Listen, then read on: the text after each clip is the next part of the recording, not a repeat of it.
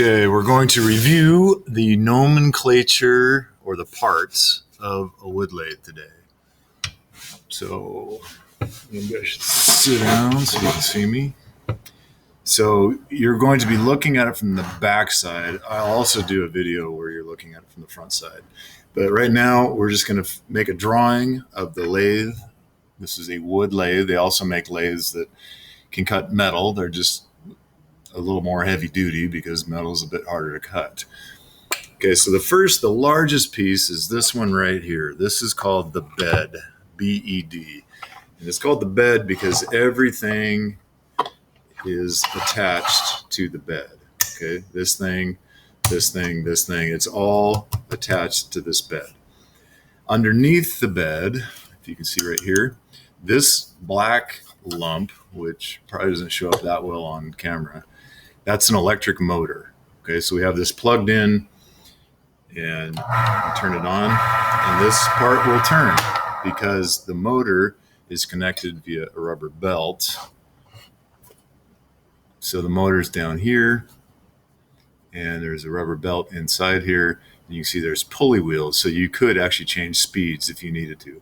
We won't need to for the pen project, but it is possible to speed it up or slow it down. We have it set right in the middle, which is perfect. So we have the bed. So just draw kind of like a bridge. So draw like a stubby little leg, come across, and another stubby little leg, and call this the bed. And this the motor, M-O-T-O-R.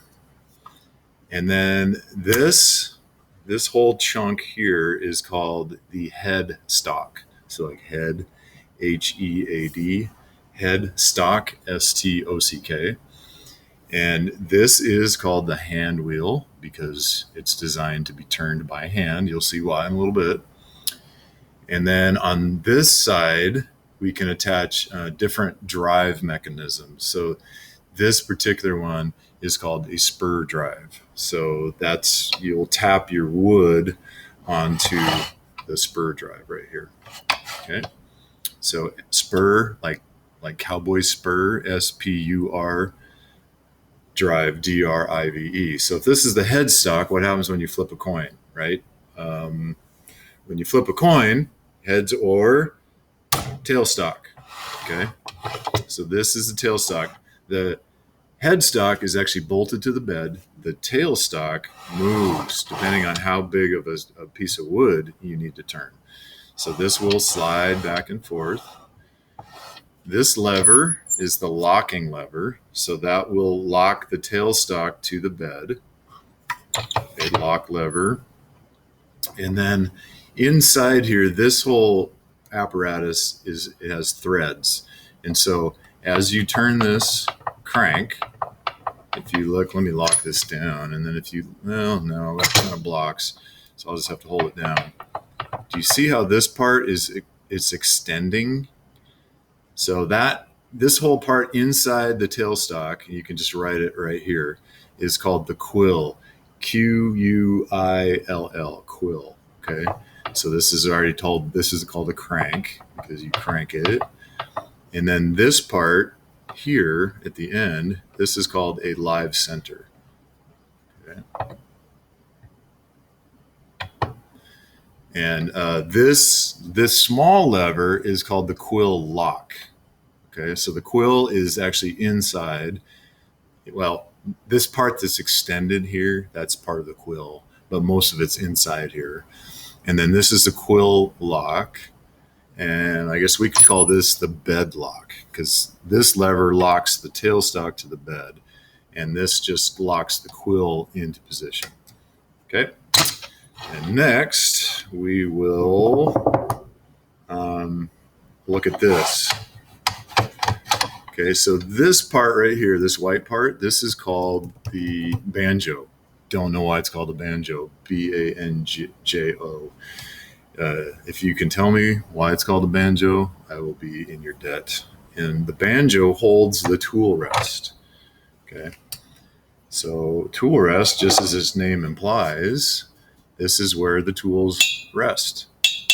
Okay, it's very important that you keep the tool on the tool rest. The tools, all three of them have a flat spot You see the flat spot? So that flat spot needs to go on the rest, and it needs to stay on the rest. And you can slide the tool back and forth on the rest this way. And you can also slide, if you need to cut like a deep groove or a cove or something, or you're making a bead, you can also push into the wood this way, and you can move along your pen blank this way as well. Okay, so you have 3 tools, 3 different shapes, which I'll demonstrate later. So the tool rest goes, just put it all the way down. There's a collar, and so you want the tool rest all the way in. You can change the angle of the tool rest. That's very extreme. Of course, you won't do that. But you want this just to be parallel to your workpiece. Okay, so I think that's all the parts. And then the upcoming videos will show you more like how do you mount your pen blank on here, and then how do you safely operate the machine. Okay, so I think I got all the parts: bed, headstock, tailstock, hand wheel, spur drive, tailstock, quill lock. Oh, I didn't talk about this. Okay, this point here, there's a ball bearing in there, and that's called a live center. Okay, so that goes in the center of your blank. So the spur drive goes in the center at one end, and then this point that's got a ball bearing, that goes in the other end. So this is where the tip of your pen will be, and this is where the top of your pen will be. So if I grab a blank, this isn't a blank. This is nearly complete. So you see the deep X on that end. That goes on the spur drive, right in the center. And then you see that? That's where the ink cartridge is going to go. So that slides in to there, and then we lock this, and then we tighten it up a bit by extending the quill, but not too much because you'll break your pen. You want it to be tight, but not too tight.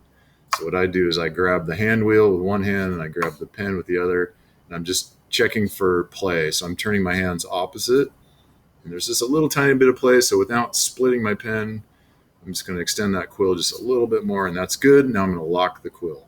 Okay, now I'm going to adjust my tool rest.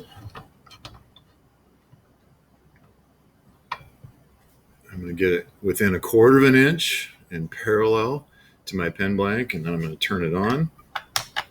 Of course, now it's not working. There it goes. All right. And then, if you wanted to put some grooves in it, so this is we call that the diamond tool. And we can just push that straight into the wood.